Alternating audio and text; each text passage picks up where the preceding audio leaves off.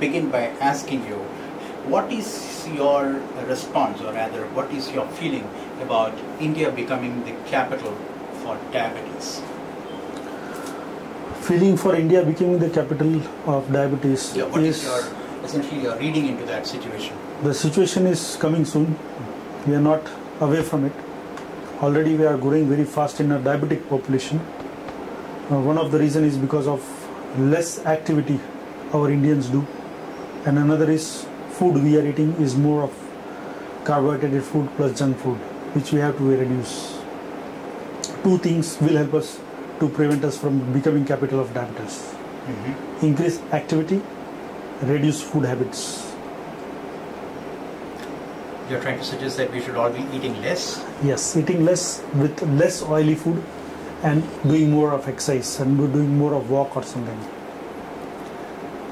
If we are going to be the diabetes capital in the world, what do you think would be the future for people who are below the poverty line, or people who are even quite unable to fend for themselves in terms of the drugs as well as treatment for diabetes?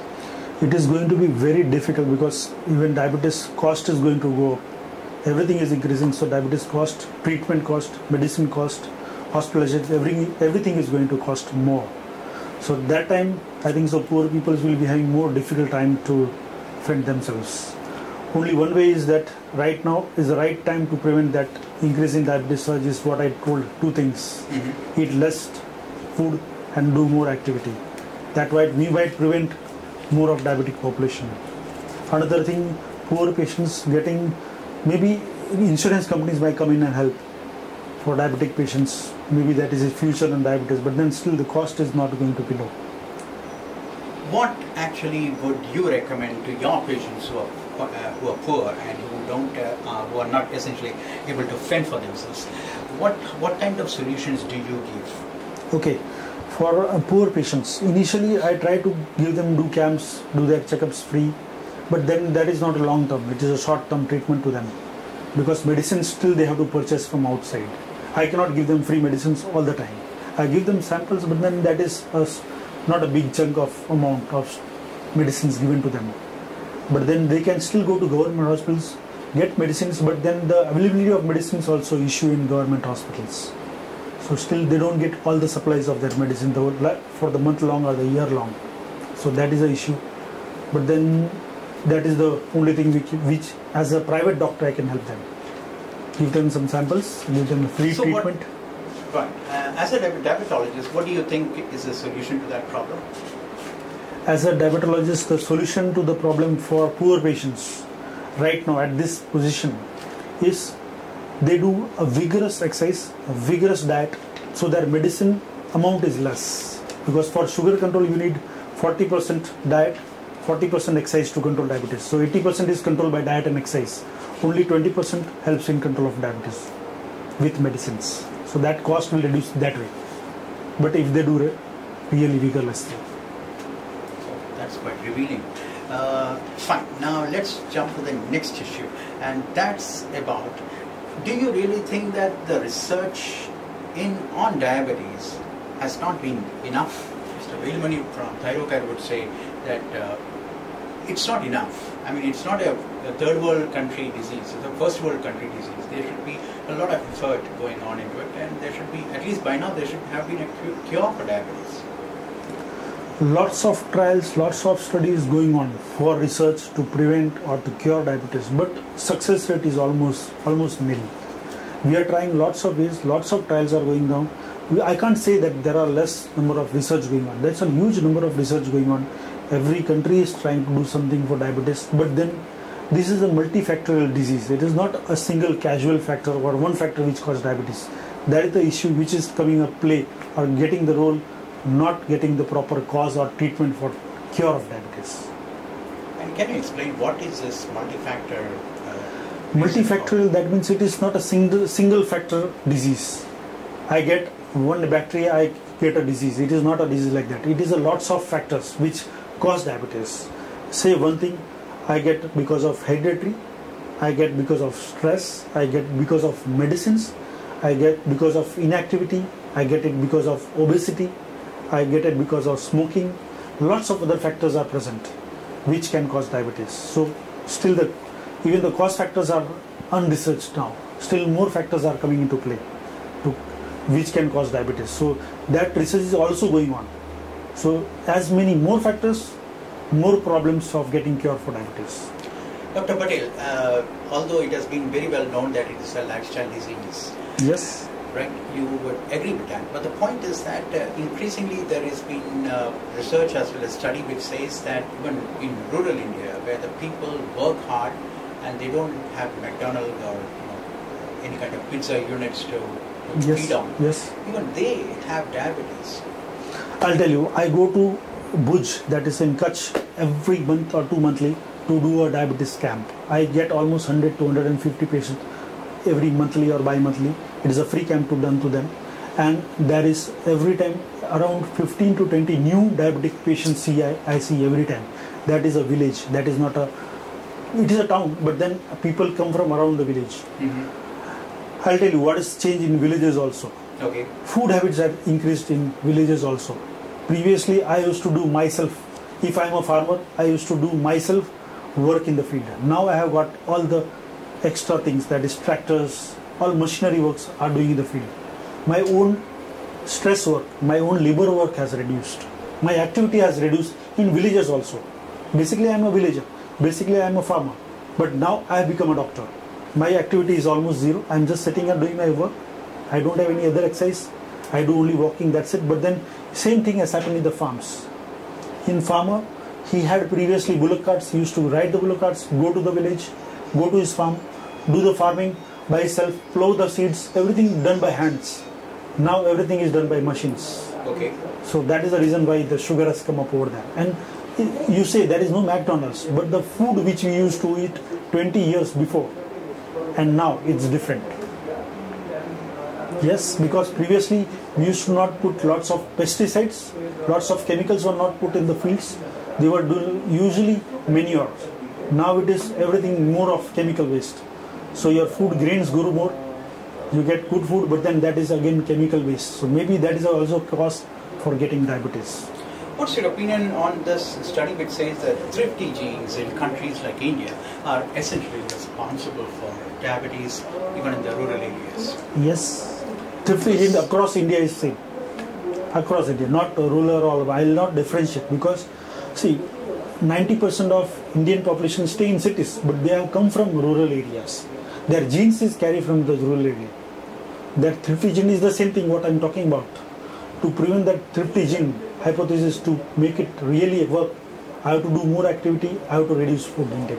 Then only that will work right. I believe that. And what about this idea that the people in rural areas also eat a lot of fat, essentially to work longer hours, and the farm, their diet is being now controlled that way. Okay. Is that also a part of it is a part of the problem. It is a part of the problem because till ages we talk about ghee. I am from Gujarat, so we talk about ghee. Ghee खाना चाहिए, मजूरी मेहनत करने के लिए घी ताकत का चीज़ है तो खाना ही चाहिए. But that is not right. A person who doesn't eat ghee will work almost the same as a normal person eating not ghee. Means it's the same thing, but then it gives more calories, that will put you on more weight, more stress to your beta cells, and that will cause you diabetes. Okay, next to the next topic that we would like to discuss is about patients' non-compliance. What is your reading of the situation today? How many of your patients really don't comply to recommendations as well as various regular tests, and what would be the reason for that? Compliance is an issue in India, at least biggest, because still medicines are not available free or not available through government. In US and UK, you get medicines from the government, that is insurance covered. In India, we have to purchase ourselves. So first, the cost will make a difference. Second thing, it's a lifestyle disease. So to make it a habit daily, it's become difficult. So patients don't take it regularly. Sometimes they have some other busier schedules, so they just drop it off. मुझे कुछ होता नहीं है. And diabetes is a slow progressive disease. It is not a fast disease. It will give me effect immediately. So people tend to make it little lose it. Means simply because there is no effect, so why should I bother? Why I should bother about now? Because it doesn't give you effect immediate. Diabetes is a slow progressive. So If I get diabetes today, I'll get disease after 10-15 years. The main problem of complications of diabetes. Dr. Patel, when you look at so many of your patients, do you also have a feeling that after about 20-25 years, usually organ failure is inevitable for diabetes? According to all theories, according to all trials, I think so around 25 to 35% patients do get complications. All get is not seen Necessary. anywhere, not necessary, because It's like all smokers don't die of cancer. yes. Same thing is with diabetes. All patients don't get. There might be some gene which is protective, which protects me from complications of diabetes. There are few patients, we usually call it moody type of diabetes, MODY, maturity onset diabetes in the young. Those patients who have family history of strong diabetes, they usually don't get complications. That is our observation. But still 100% of patients don't get complications. Type 2 diabetes in young patients are also becoming quite That is similar like MODY. Type 2 in the young is becoming a increasing disorder because obesity is coming up earlier now. Okay. Previously we were not so obese. Now we are becoming more obese, more stressful life. Even the studies, education is become heavy. Means I know when I was in 10th, I had to study so much, and now it is almost 3 times what my kids are studying. Even that's pressure on them, the studies, the activities, they have to do a lot of activities. We used to not do so much of activities at my age when I was young. It's a huge activity burden on them. Maybe that stress is causing the kids to come up with diabetes in a younger age. We have to do something. I can't say what we can do for that. And what about this recent study which says that Americans or even Europeans, essentially the whites, are less they can actually escape diabetes, but Indians cannot, simply because Indians have to take extra precautions in terms of exercising as well as preventive measures for diabetes. Okay, escaping because see, if I still go, I go to US American Diabetic Association or European Association Diabetes, they do a lot of exercise till now. We don't do so much of exercise. We have little money, we'll do EMI and take out a car. We take out a bike, which we don't want to exercise. We want to do it fast, everything is fast. If I have a TV at home, I don't use a remote. I don't go and change the switches every day. I use a remote, I sit and do everything. While across there, they do regular exercise. There is exercise in most of the Europeans or Americans. They do a regular exercise. We don't do it. And they do a good diet part. That They is even not possible. have a gym in the office. So Yes, that's quite a regular thing. that is not available in India, except few offices. Absolutely, and that too because of IT culture which has come from US. Come from US. Okay. Now my last question would be related to related disorders. Now, in terms of eye, kidney, and heart, what has been your reading of how many patients actually get them, and in terms of treating them, what is your recommendation? Eye, kidney, and heart. Okay. There is a difference in type 1 and type 2 diabetes in the heart disease, because heart disease is common in more of type 2 patients. Type 1 patient, because they are younger, the heart disease is still little later, not initially. But Dr. Patel, it's always said that if the earlier you get diabetes, the worse it gets for you. Yes, the chances of getting heart disease is more than the natural population. But still, I have not seen type 1 getting heart disease up till now. In last 10 or 14 years of my practice, I have not seen patients getting heart patients in type 1 patients. I have not seen yet. But type 2 patients do get, because It's they your are youngest type 1 patient? youngest I have seen is 2.5 month old diabetic patient. Now he is almost around 7 years. But then able to cope up with cope up with the insulin injection. They are on insulin injections. They are not on any tablets. Managing sugar very well now. Okay, sorry, you were talking about heart disease. Yes, heart disease is more common in type 2 patients, the elderly patients, because already their atherosclerosis process had started earlier, and there was progress which is increased by diabetes. That's why the chance of getting heart disease is more common in type 2 patients. While kidney and eye patients are more in type 1, because their sugar immediately affects kidney and disease and the retina, that is the eyes. While type 2 diabetes, there is a disease of retina and kidney, but more common in type 1 because their age is more. A young patient gets diabetes today, he will live for a longer life, so he's going to tend to get more complications than the aged person. 60 years old, I get diabetes, my age expectancy is 75 to 70 years of age, I might not get any complications and I'll die naturally. But type 1 diabetic patients getting diabetes at 15 years, he will get complications by age of 30, 15 to, because he has not cared, because sugar starts coming up. It's a fluctuating sugar. So that gets complication at 15 years, he gets either a complication of a nephropathy, a retinopathy or a neuropathy. That is more common. And what about the problems related to nephropathy as well as retinopathy? The kind of people who come to you with diabetes and what kind of trends you see in them? Has anybody lost his eyesight because of diabetes? I have 2 patients who have lost eyesight because of retinopathy. Completely. Oh. Completely. 2 patients. One patient was type 2 and one patient is type 1. His eye is not completely blind, but he is taking some treatment with retina specialist. His vision has restored, but not 100%. While nephropathy, there are lots of patients. Nephropathy. Quickly, what is the range of blood sugar you suggest is the best to keep hypoglycemia at bay for type 1, as well as not go too high? What kind of range would you suggest to your patients? Because every doctor has his own. It is not every doctor. Rule. Not every doctor. See, there are 3 sets of guidelines available. One is American Diabetic Association, one is IDF and WHO guidelines, and another is Indian guidelines. But usually we should follow to prevent any complications.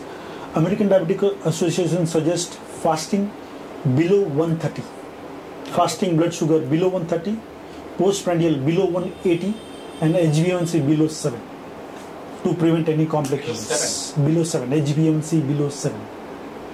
While WHO says or is it not very difficult to be below 7? It is difficult. It is difficult. It has to be managed very carefully. Very carefully, and it is not single-handed. Not a single doctor can do it. It is along with patients. I have to get the help of a patient to control the sugar. It is not alone doctor can do anything. Another thing is that for WHO recommends sugar below 140 fasting blood sugar. Okay. And below 140 is postprandial blood sugar, and HbA1c 6.5. WHO recommends, yes, so even tougher WHO. Okay. So lots of time we mix it. So blood sugar level. What is your personal recommendation to your patients? Personal, I will say HbA1c below 7 is acceptable, and sugar below 110 fasting. Try to bring it as normal as possible, and postprandial below 140. Blood sugar I have taken from WHO, and HbA1c from ADA.